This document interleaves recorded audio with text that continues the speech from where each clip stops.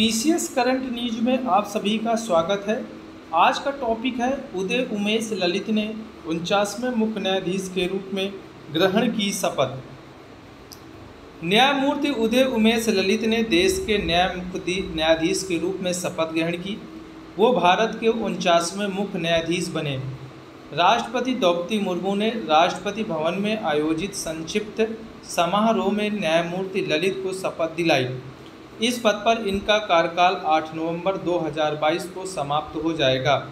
इन्होंने पूर्व मुख्य न्यायाधीश एन.वी. रमन्ना का स्थान लिया। जस्टिस रमन्ना 65 साल की उम्र होने तक 26 अगस्त 2022 तक सुप्रीम कोर्ट के मुख्य न्यायाधीश के रूप में काम किया। जस्टिस ललित 74 दिन बाद 8 नवंबर को सीजेआई के पद से सेवानिवृत्त होंगे। इसके बाद जस्टिस चंद्रचूड़ 50वें मुख्य न्यायाधीश के तौर पर नियुक्त होंगे। उनका कार्यकाल पूरे 2 वर्ष का होगा। जस्टिस चंद्रचूड़ ठीक 2 साल यानी 10 नवंबर 2025 तक इस पद पर रहेंगे। जस्टिस यू ललित का कैसा रहा career? Justice U Lalit Maharashtra के रहने वाले हैं। वो जून 1983 में शामिल हुए और 1986 से शीर्ष अदालत में प्रैक्टिस करना शुरू किया। उन्होंने 1986 से 1992 तक पूर्व अटॉर्नी जनरल सोली जे सोराबजी के साथ काम किया। दिसंबर 1985 तक बॉम्बे उच्च न्यायालय में प्रैक्टिस की। जनवरी 1986 से उन्होंने दिल्ली में प्रैक्टिस शुरू कर दी। अप्रैल 2004 में वो सर्वोच्च न्यायालय द्वारा वरिष्ठ अधिवक्ता के रूप में नामित किए गए। वो 2 कार्यकालों के लिए भारत के सर्वोच्च न्यायालय के कानूनी सेवा समिति के सदस्य बने और 13 अगस्त 2014 को भारत के सर्वोच्च न्यायालय के न्यायाधीश नियुक्त हुए। कई अहम फैसले सुना चुके हैं नए सीजेआई। भारत के हाल ही में चुने गए मुख्य न्यायाधीश यू ललित ने पहले सुप्रीम कोर्ट के जज के रूप में कई अहम फैसले सुनाए हैं, जैसे 3 तलाक, केरल में पद्मनाभस्वामी मंदिर पर श्रवणकोण शाही परिवार का दावा और पॉक्सो से जुड़े कानून पर उन्होंने फैसले लिए हैं। बात करेंगे भारत के सर्वोच्च न्यायालय से संबंधित महत्वपूर्ण तथ्य पे। भारत सरकार अधिनियम 1935 के तहत भारत के संघीय न्यायालय की स्थापना की गई। तक सभी मामलों के लिए सर्वोच्च न्यायालय होने का गौरव प्राप्त था। वर्ष 1947 में भारत को स्वतंत्रता मिलने के बाद 26 जनवरी 1950 को भारत का संविधान लागू हुआ। साथ ही भारत का सर्वोच्च न्यायालय भी अस्तित्व में आया एवं उसकी पहली बैठक 28 जनवरी 1950 को हुई। भारतीय संविधान में भाग 5 संघ एवं अध्याय 6 संघ न्यायपालिका के तहत सर्वोच्च न्यायालय का प्रावधान किया गया।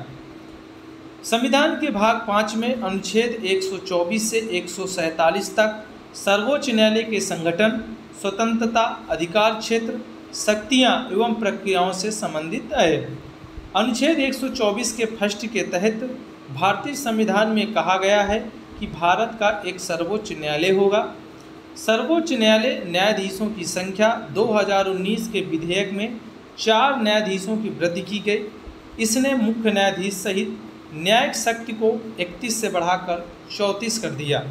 मूल रूप से सर्वोच्च न्यायालय में न्यायाधीशों की संख्या 8, एक मुख्य न्यायाधीश और अन्य न्यायाधीश निर्धारित की गई थी।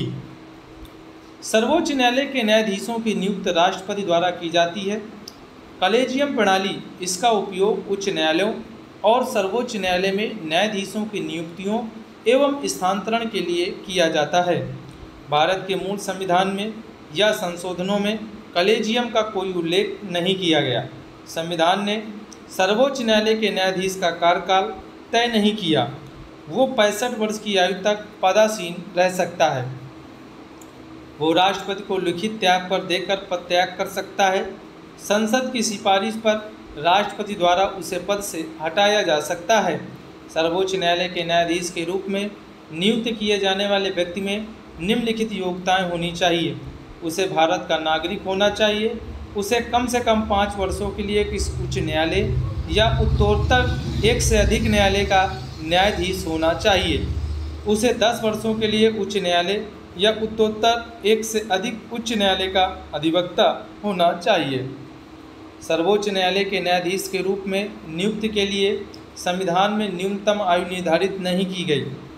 न्यायाधीश जांच अधिनियम 1968 सर्वोच्च न्यायालय के न्यायाधीशों को हटाने के संबंध में महाभियोग की प्रक्रिया का उपबंध करता है। भारत के मुख्य न्यायाधीश वो राष्ट्रपति के सामने शपथ ग्रहण करता है। उच्चतम न्यायालय के न्यायाधीशों के वेतन, भत्ते, विशेषाधिकार, अवकाश, पेंशन समय समय पर संसद द्वारा निर्धारित किए जाते हैं। वित्तीय आपातकाल के अतिरिक्त नियुक्ति के बाद इनमें कटौती नहीं की जा सकती है। यदि हमारे सेशन से आप सभी लोगों को जुड़ना है तो सब्सक्राइब, लाइक, शेयर जरूर करें। धन्यवाद। जय हिंद, जय भारत।